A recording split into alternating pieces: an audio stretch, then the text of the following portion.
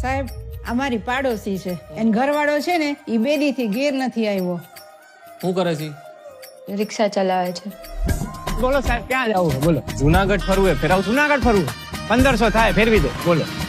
નામ હું છે તમારા ઘરવાળાનું? લાલો.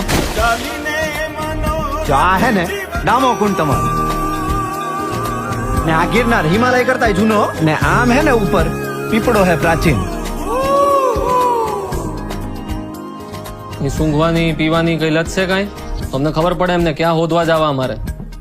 ક્યારેક ક્યારેક પીતા હતા. ક્યારેક કે રોજ? રોજ. નાની રગઝગ થઈ હતી. ફોટો પાડી આપું તમે? હા અહીં ઉભા રહ્યો. આયા ઈ રાત પછી પાછા નથી આવ્યા.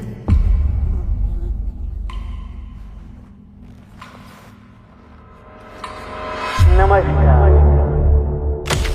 સંસારનો આ નિયમ છે કે આપણે સૌએ કંઈક તકલીફો જોવી પડે. આયા હું હે ને ગઈકાલે આવ્યો તો ને ભરાઈ ગયો તો આ કોકને મોકલો આયા હે ને લોક મારેલું હે ભાઈ.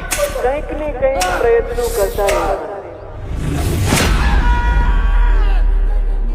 પ્રભુ તમે ક્યાંથી આવ્યા? હું તો અહીંયા ખાલી ગાયોનું ધ્યાન રાખવા આવ્યો.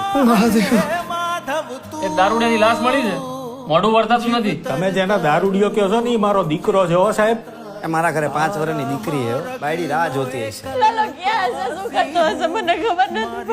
કાઢો મને કાઢો કાઢો રે કાઢે. મને લાશનું મોઢું બદલાઈ ગયું બાબા.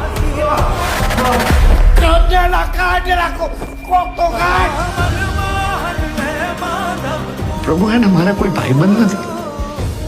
પ્રભુ તમે મારા ભાઈબંધ બનશો.